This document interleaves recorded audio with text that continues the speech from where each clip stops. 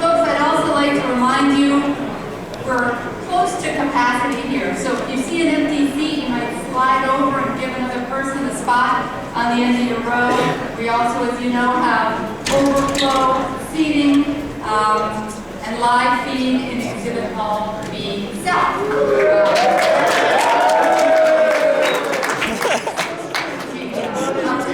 I want you to know that if you're on Twitter, CPAC is on Twitter. You can follow it at CPAC News. Use the hashtag CPAC11, and you'll be included in the CPAC Live Twitter feed. So for all you Twitterers, if you're tweeting about the conference, please do. And if you want to get on the feed, go to CPAC News. All right? Thank you. Well, I have to say that I live and work in Washington, D.C., and it's a rare couple days when you hear this much common sense coming from politicians here in Washington, D.C. We're lucky to have them all. Now I'm going to, if you'll go with me, take us all from the cold climes of Wisconsin and Minnesota down to the great state of Texas.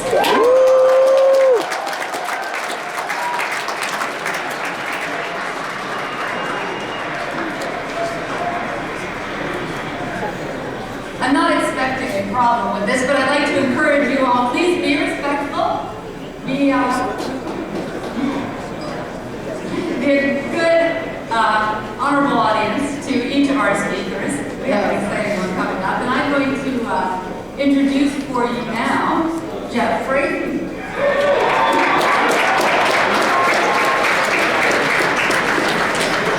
As I guess you know, he's the executive director of the Young Americans for Liberty, which of course grew out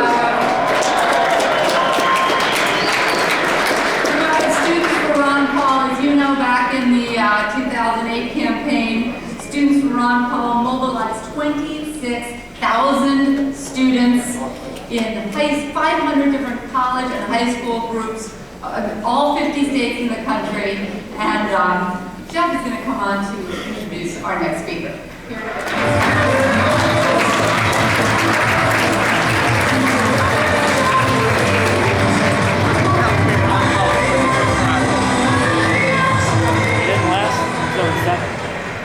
Well, ladies and gentlemen, I am proud to come before you as a leader of the largest growing pro-liberty conservative youth organization in the country, Young Americans for Liberty. And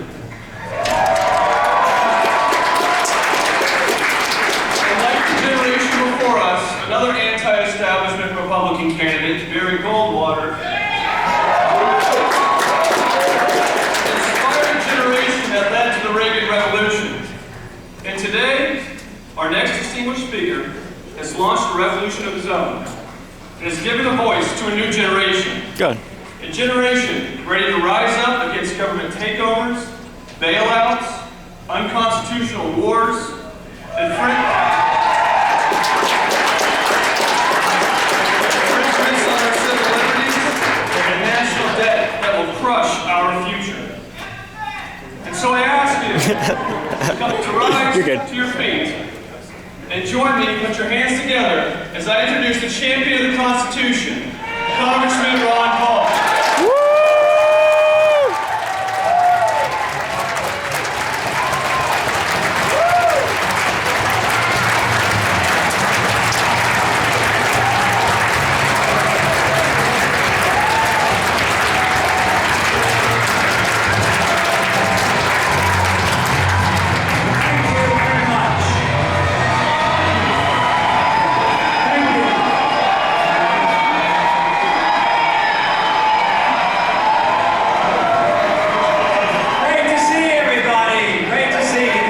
I'm glad to see the revolution is continuing.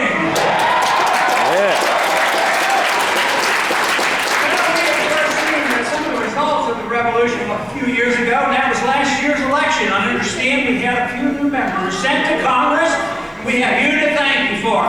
But I do want to take a moment to take a little special privilege and say we also had a new senator from Kentucky, and we like to thank you.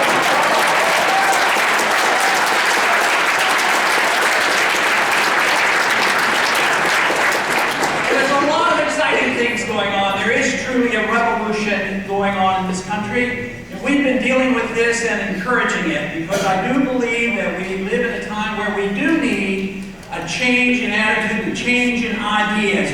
We don't need to just change the political parties. We need to change our philosophy about what this country is all about.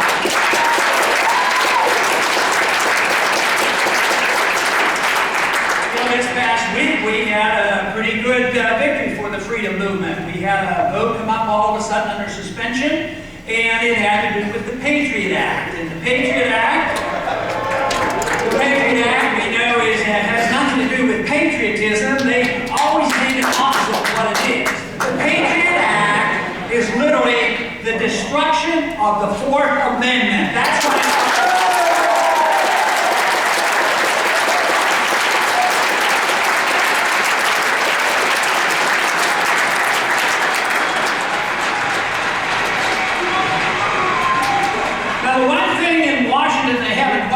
is what's happening in grassroots America, because they assume that everybody loved the Patriot Act. We'll bring it up under suspension and pass it automatically.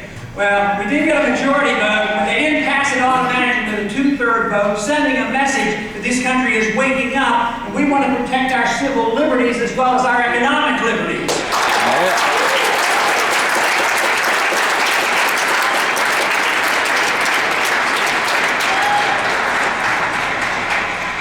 This week I was scheduled to be on a financial program. I've been on a few of those lately, talking about things like the Federal Reserve and a few other things. But I never got around to talking about this program this week about the Federal Reserve because all of a sudden there was a speech given by Mubarak about his potential resignation. Of course, he resigned today. So that was the subject. But a lot of people now say, what should our position be? What should our position be about finding the next dictator of Egypt? And I would say we need to do a lot less, a lot sooner, not only in Egypt, but around the world.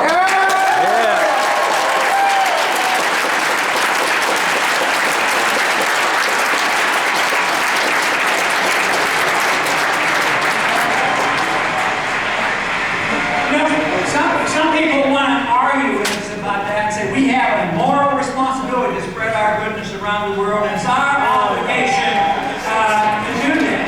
But let me tell you, fiscal conservatives should look at this carefully. How much can we invest in that dictator over the past 30 years? $70 billion we invested in Egypt. And guess what? The government is crumbling and the people are upset, not only with their government, but they're upset with us for propping up that puppet dictator for all those years.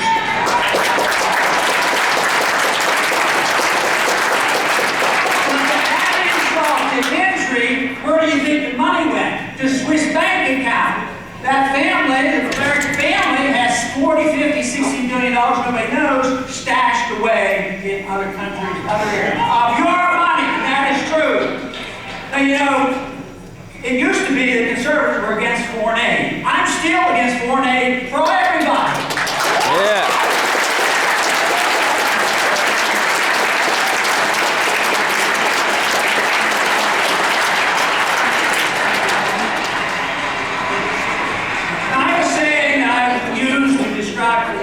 Foreign aid is taking money from the poor people of a rich country and giving it to the rich people of a poor country.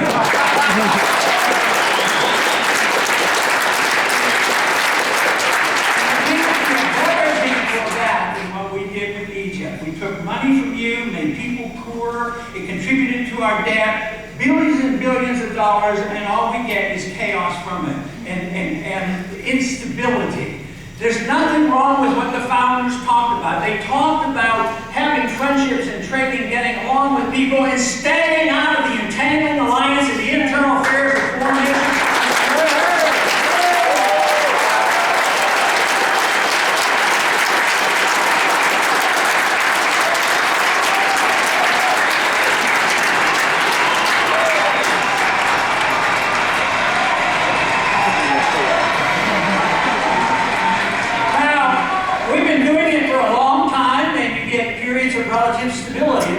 relative stability when we were propping up the Shah, but it ended up with a bad result. We ended up with the Ayatollah, and now we have a problem on our hands.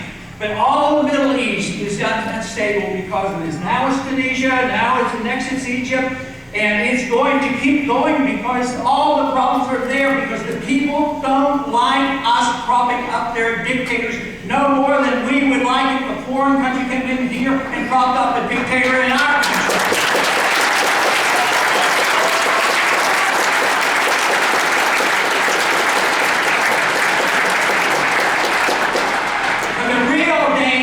Is that this will most likely spread, and when it gets to Saudi Arabia and there's disruption there, then you are going to see some real problems. And it will be a partial consequence of our flawed foreign policy, and temporary stability does not guarantee stability that we need around the world. And besides, we just flat out don't have the money, and we shouldn't be doing it.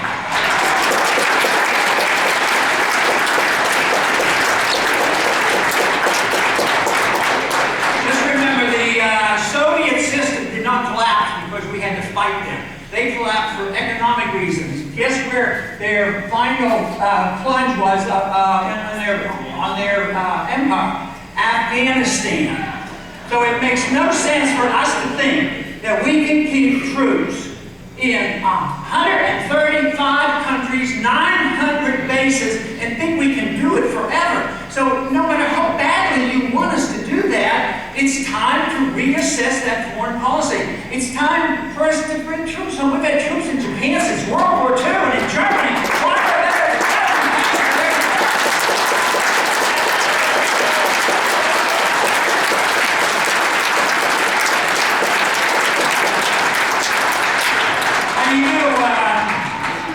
There's been a lot of talk about the budget deficit, and that's something that I was concerned about, just a few years back, like 1976. That's why I didn't vote for any appropriation bills during that period of time either.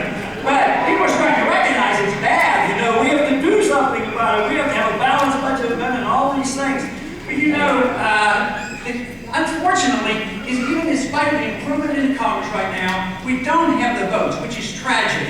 It's going to continue, and we're going to continue to bail out. We're going to continue to spend the money. Nobody wants to cut. I'm sure half the people in Israel won't cut one penny out of the military. And the military is not equated to defense. Defense spending is one thing. Military spending is five.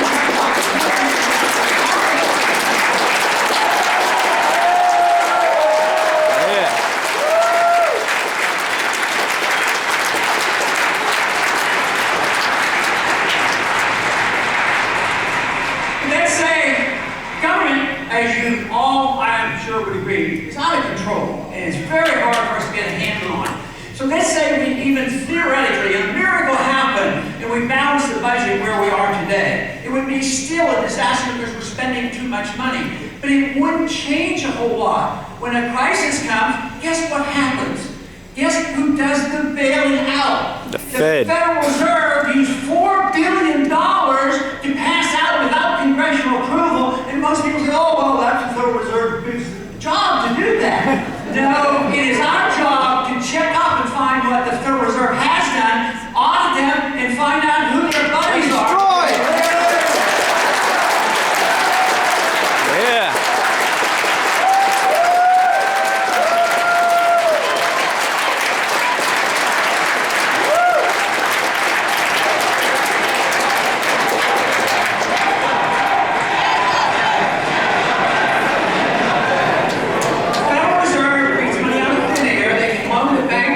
Banks of the world, and other governments and international financial institutions, and we're not even allowed to know. They resent the fact that when I ask these questions, that they don't have to give us information. That's why the bill on the Fed is the first step to ending the Federal Reserve. Yeah.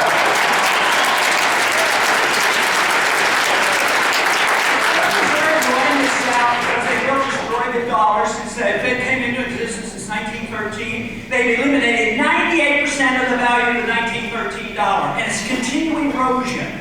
They pumped up at first when the crisis hit $1.2 trillion, another $600 billion, and believe me, There is an economic law that says you just can't continue to do this. So Congress has a responsibility, they should cut back, but Congress has a responsibility to protect the value of the currency, and that means that we have the moral and legal authority to put checks on the Federal Reserve System.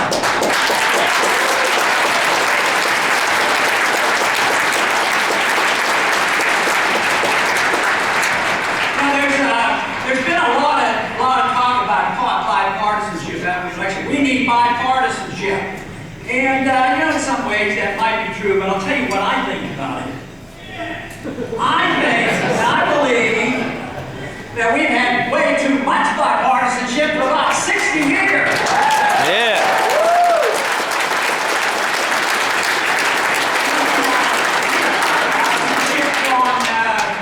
Bipartisanship on medical care. You say, yeah, the current administration has given us bad new medical care, but what is done under the other administration? We've been involved for a long time. It's the bipartisanship of the welfare system, the warfare system, the monetary system, the challenge to our civil liberties. It all goes through with support from both parties. So there's way too much bipartisanship. This should be a challenge of the issue of philosophy, good philosophy versus bad philosophy.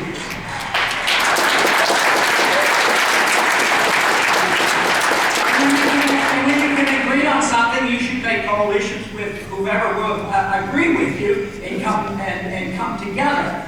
But I'd like to see some bipartisanship, though. What I'd like to see is take those big government conservatives who love to spend money and never cuts their efforts and their spending, and get the big government liberals where they want to spend and never want to cut, and let them get together and say, it's time, this deficit is good. Let's have a little bit of bipartisanship and cut both.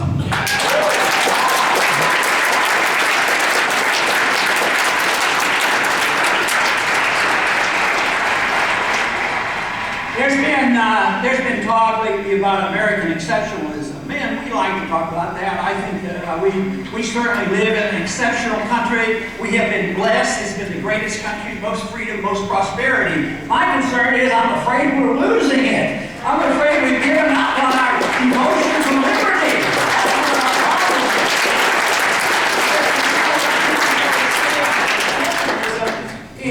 There's some people, and sometimes they're referred to as neoconservatives, and they're sort of neo-Jacobins, where they believe that we have this moral responsibility to use force to go around the world and say, you will do it our way or else.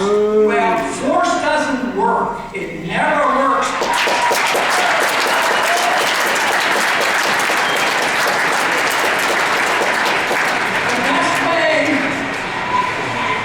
The best way to get people to act more like us if we're doing a good job is for us to have a sound economy, a sound dollar, treat people decently, have a foreign policy that makes common sense, treat people like we want to be treated, and then maybe they would want to emulate us and say, freedom does work, and we ought to try it.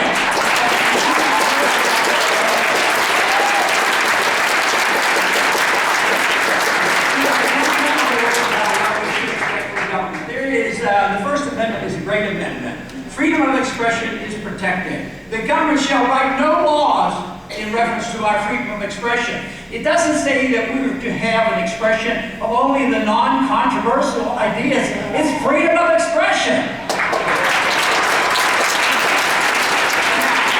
Most people are pretty good on the First Amendment, but where they slip up is they say the government should write no laws about the freedom of activity. So they want to the liberals want to talk about how to regulate your economic activity and how you spend your money. Others want to regulate your personal lifestyle. But the government should not be regulating us, and we should adapt one other principle for that to work. We should all swear off the use of violence against our neighbors, our friends, or our other countries.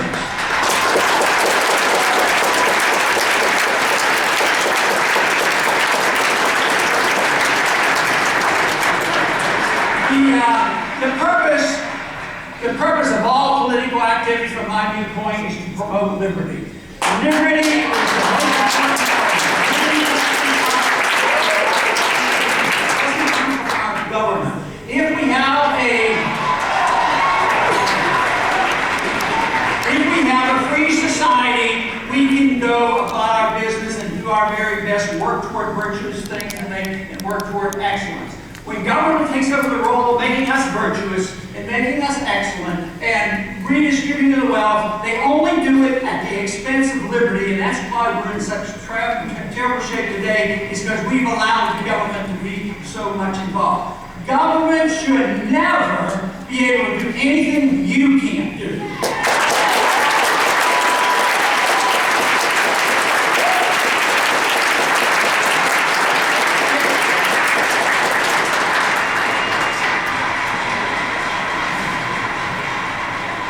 You can't steal from your neighbor. You can't send the government to your neighbor to steal for you. There should be no use of that.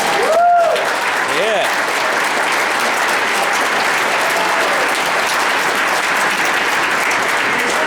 The exciting things that are happening today and gets me energized is coming to events like this and meeting with the young people and going to the campuses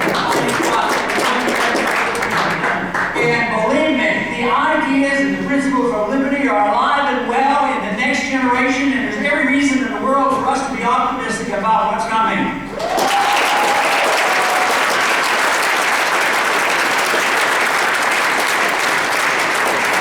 I would like to make one suggestion before I close that just to think about, because it's not a perfect solution, but especially the young people. What if I could, if I had the authority to do it, what if I could offer you and say, look, we're not doing such a good job being government these days. We make promises and we don't know about the future. But would you consider opting out of the whole system under one condition?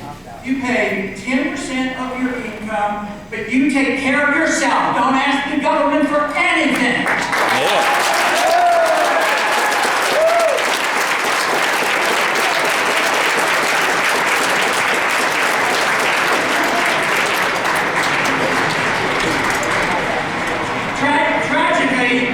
Tragically, you're probably going to have the opportunity because government is in the process of failing, and they can't deliver on the goods just as it's good to deliver the goods and maintain their own power. We will have those same problems domestically.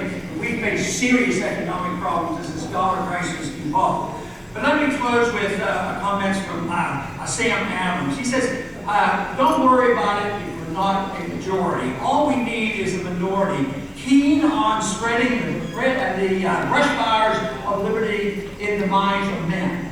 That is what we need to do. And believe me, the brush fires are burning. They will not be able to squelch the brush fire. They're burning and they're spreading, and people are getting excited because they're starting to separate it out what true liberty is all about, what market liberty, personal liberty is, and what it means in foreign policy, what it means in our traditions, the American tradition, what it means because the Constitution confirms and confers with what I'm saying. There is no authority in the Constitution to have a Federal Reserve system, no authority for the welfare state, and no authority for the police state.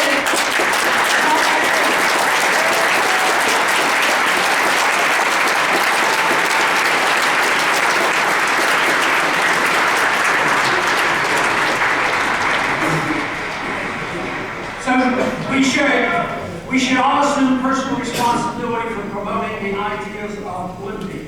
And one thing that Samuel Johnson always advised when they were in the dire consequences of the problems of the revolution, he said, we cannot present long faces to the people, the colonists at that time, because it will make them realize how tough things are. So we should not have long faces. We do not know exactly what tomorrow will bring, but I do know that the effort is worthwhile, and I do know that you can have a lot of fun defending liberty, and believe me, if you understand liberty and realize it's the only humanitarian system that existed ever on mankind, I tell you what, if you learn about it, study it, promote free market economics, and fight for this, I can guarantee it, you will sleep better at night, you will enjoy your life, and you will feel like you're doing something worthwhile. Defend liberty!